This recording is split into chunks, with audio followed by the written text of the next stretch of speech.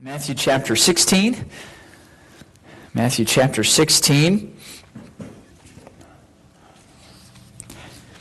Our title tonight is Straight from Our Lord's Lips. A simple look at what he said about his coming.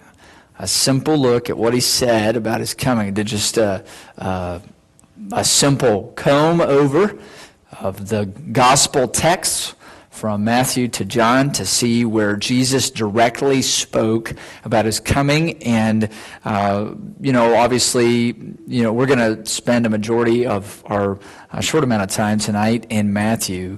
But obviously some of the things he said in Matthew were repeated in Mark and in Luke and in different angles.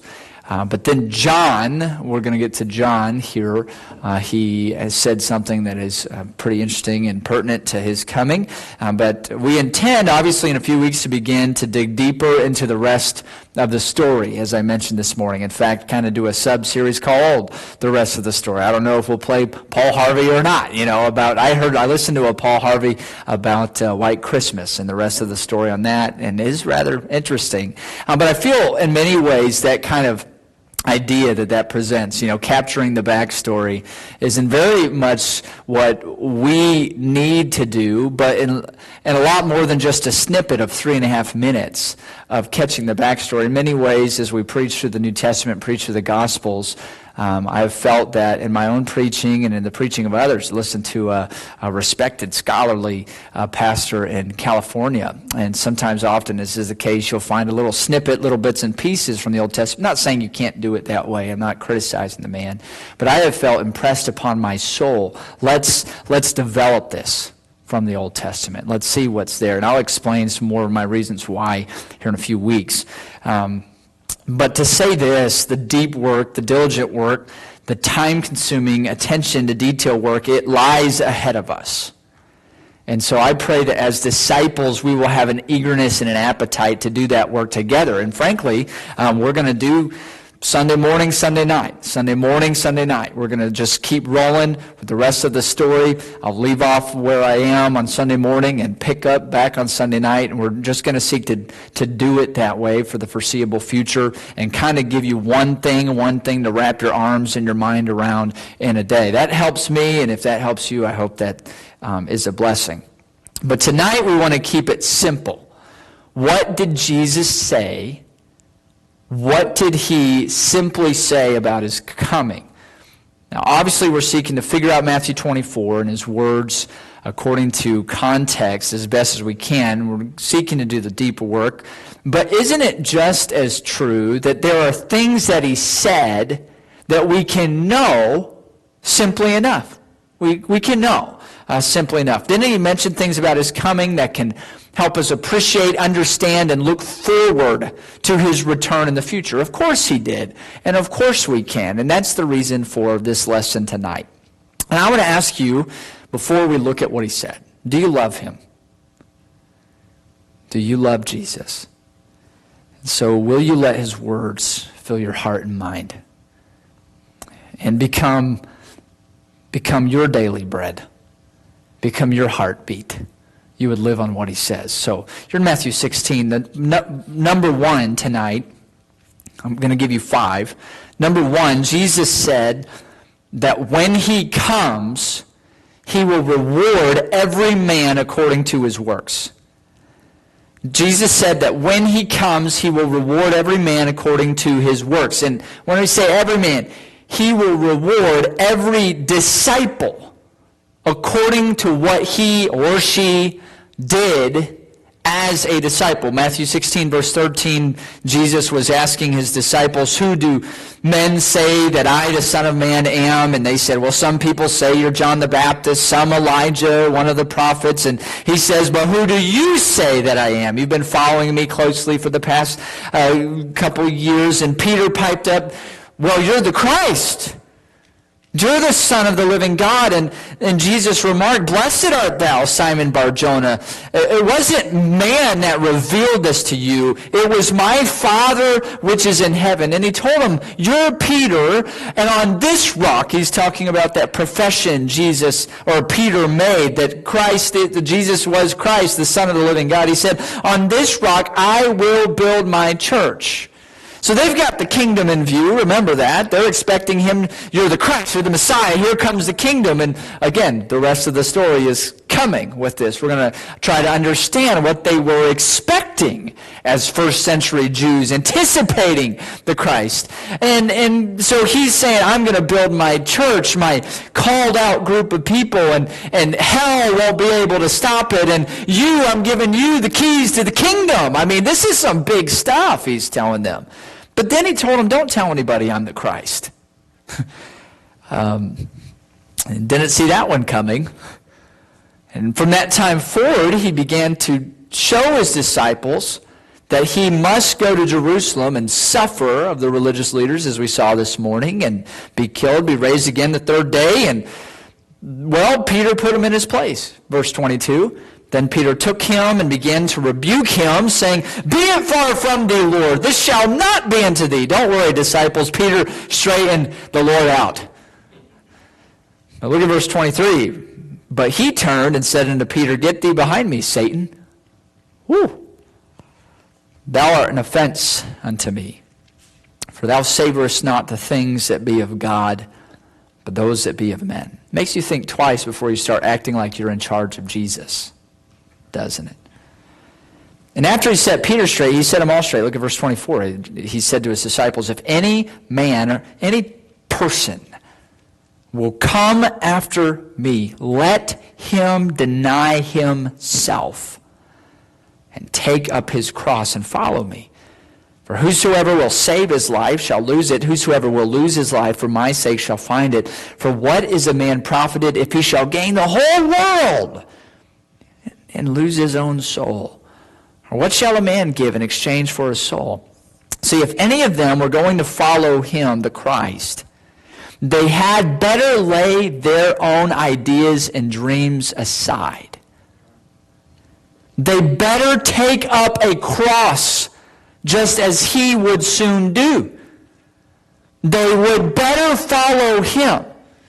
Now these words, sidebar, these words would mean a lot to his disciples, who would become extremely disappointed and disillusioned.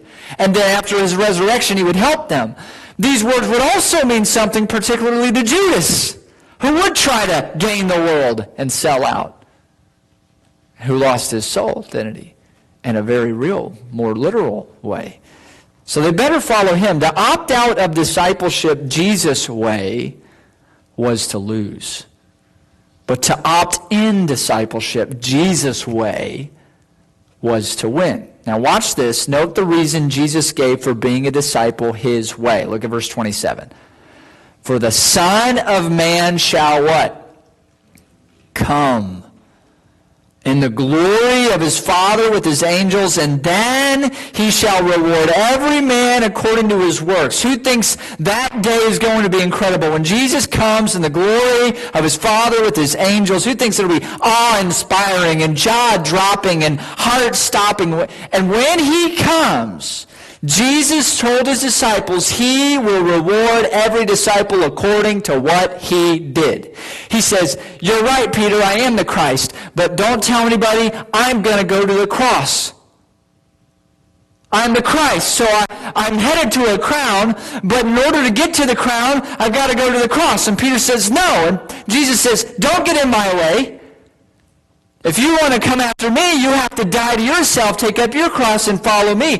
And so every disciple has the choice. Every born-again believer who believes Jesus is the Christ has the choice. Am I going to do discipleship Jesus' way or not? If I don't, I have the liberty to choose that. But would you say that if you and I choose to be kind of whatever about our commitment to Christ, that we are going to regret it on that day when he comes in the glory of his Father with his angels, and reward every man according to what he did, according according to what you did with the teachings of Christ, the ways of Christ.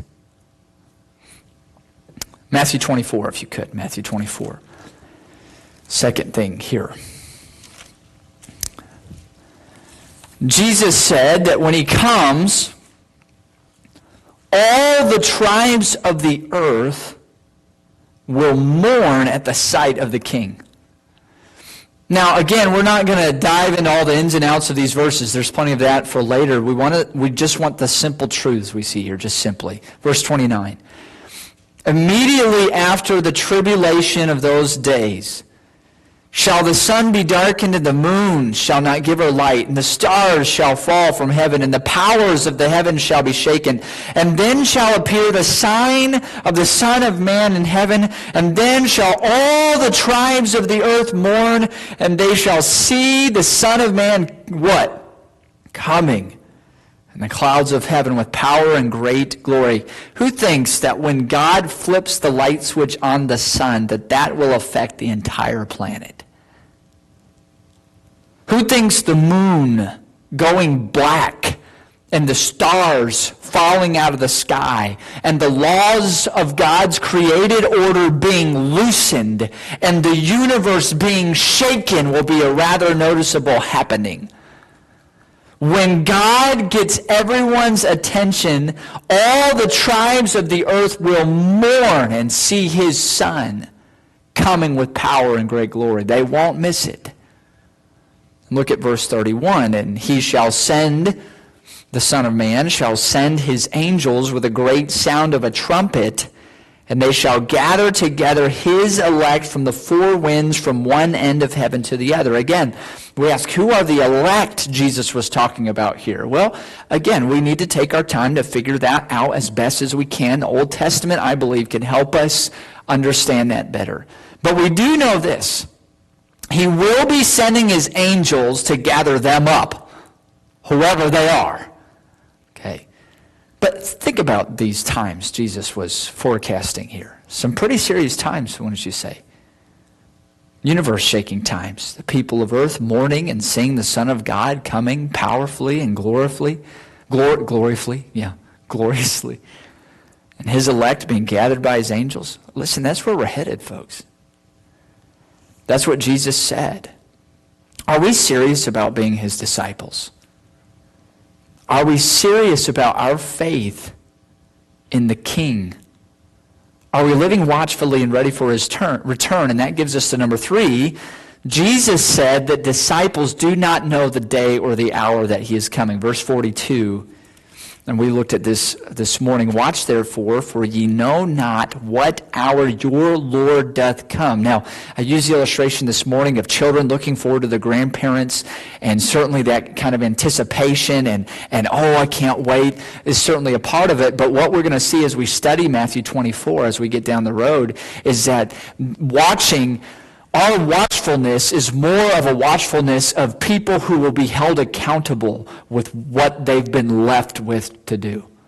Servants waiting for their Lord. That's a little bit of a different of a connotation than children waiting for grandparents. Not that that's not part of it, that expectancy, but that kind of sobers us about our lives, doesn't it? Verse 13 of chapter 25, he said, again, watch therefore, for ye know neither the day nor the hour wherein the Son of Man cometh. We don't know when he is coming. We have to keep watch, don't we? Every day.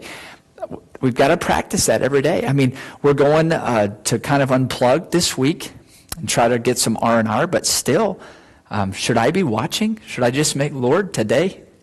Right? Isn't that kind of the spirit? He says, watch. I'm supposed to be looking for him. I'm supposed to be looking. Okay? On to number 4. And this is in chapter 25. Jesus said that when he comes, he will judge the nations. Look at verse 31. When the Son of Man shall come in his glory and all the holy angels with them, then shall he sit upon the throne of his glory, and before him shall he be gathered all nations, And he shall separate them one from another, as a shepherd divideth his sheep from the goats. And he shall set the sheep on his right hand, but the goats on the left. And again, I'm not going to get into all the ins and outs of what this means, but we can know some things here.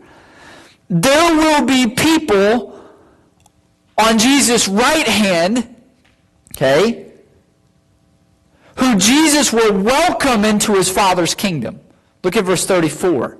Then shall the king say unto them on his right hand, Come, ye blessed of my Father, inherit the kingdom prepared for you from the foundation of the world. That's quite something.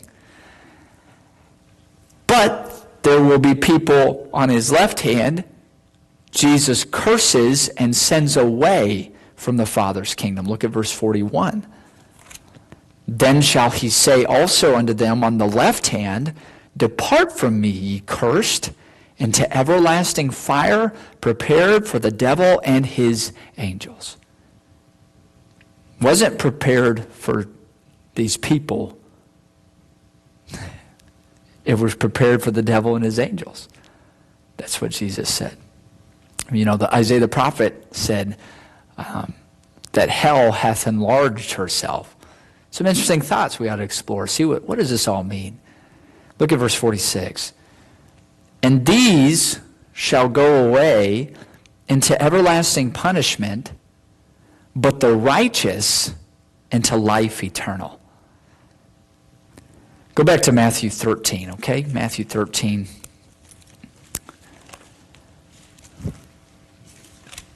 This is forecasting the end of the world when Jesus comes to judge the nations. He spoke about the end of the world before this. He taught his disciples about the tares among the wheat. Who remembers that parable? Okay, look at verse 36. This is when Jesus is explaining that parable. Then Jesus sent the multitudes away and went into the house, and his disciples came unto him, saying, Declare unto us the parable of the tares of the field. Explain this to us. And he answered and said unto them, He that soweth the good seed is the Son of Man. The field is the world.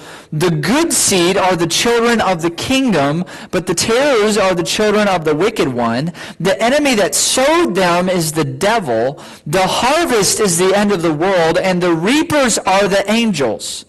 As therefore the tares are gathered and burned in the fire, so shall it be in the end of this world. The Son of Man shall send forth his angels, and they shall gather out of his kingdom all things that offend and them which do iniquity, and shall cast them into a furnace of fire. There shall be wailing and gnashing of teeth. Then shall the righteous shine forth as the sun in the kingdom of their Father. Who hath ears to hear, let him hear. There will be people cast into everlasting fire.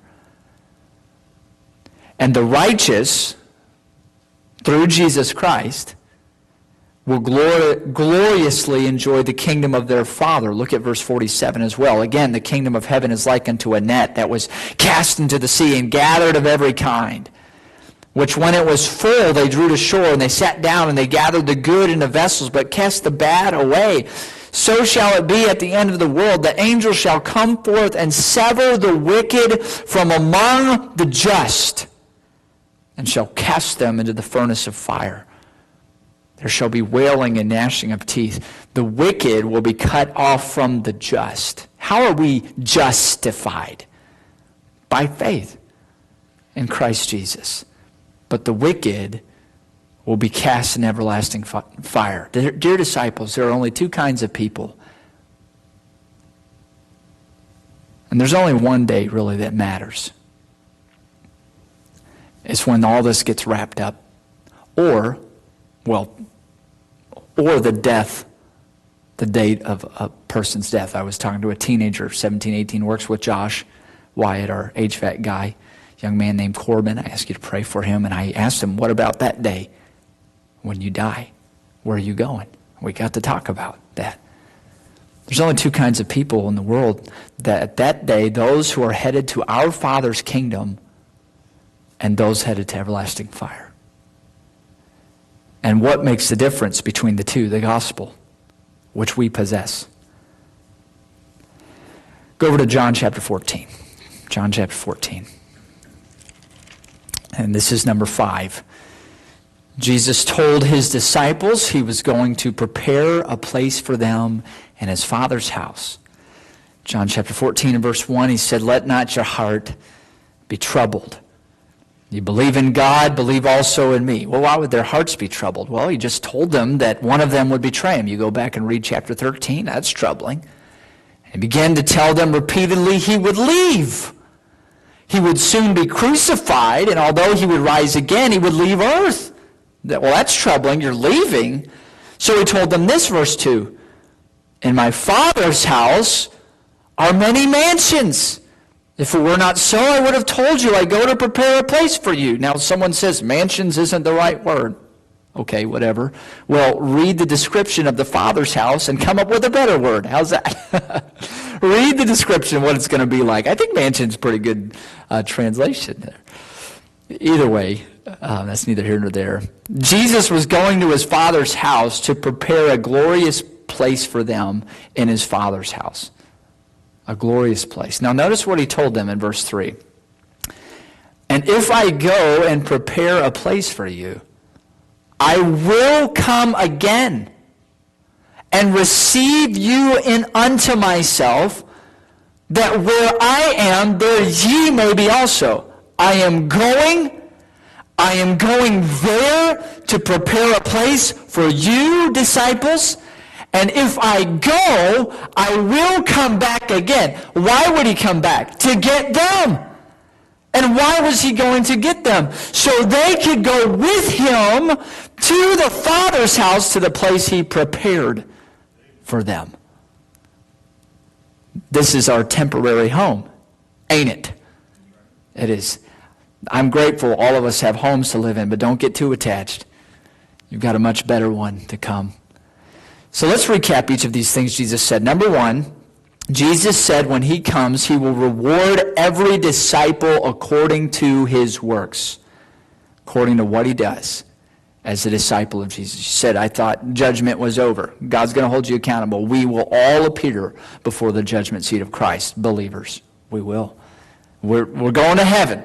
We're going to live forever because of Christ. But he will hold us accountable for what we do as a follower of Christ." Number 2, Jesus said when he comes, all the tribes of the earth will mourn when they see him. The unrepentant, God-rejecting, Christ-rejecting tribes of earth. Number 3, Jesus said that disciples do not know the day or the hour that he is coming. Number 4, Jesus said when he comes that he will judge the nations, sending the wicked to everlasting fire and the righteous to their Father's kingdom. Number 5, Jesus said he is coming again to get his followers and take them to the Father's house, to a place he is preparing for them. Now, we're not going to piece all this together and here's our timeline tonight. It's not what we're after. We're just thinking about the facts of the future. And questions to ask, and then we'll close just with a word of prayer. So you are a child of God by faith in Christ, right? Are you following Jesus as a committed disciple? Thinking about these things, how are you doing? How are you doing? Are you committed to seeing as many people of the tribes of the earth hear the gospel of Jesus Christ? And how we're to go about doing our part to see that happen? Are you living full tilt every day praying, "Lord, today could be the day. Have your own way"? I'm not advocating us being nervous flibberty gibbets. Okay? I'm just saying, am I living with a constant focus? Sober mind. I'm tuned in. I'm hoping to the end, as Peter said, for the grace that will be brought unto me at the revelation of Jesus Christ. 1 Peter chapter 1. Are you rejoicing that Jesus is coming back for you to take you to his Father's house, and he will allow you to enjoy your Father's kingdom forever? And are you heartbroken that many will be sent into everlasting fire someday?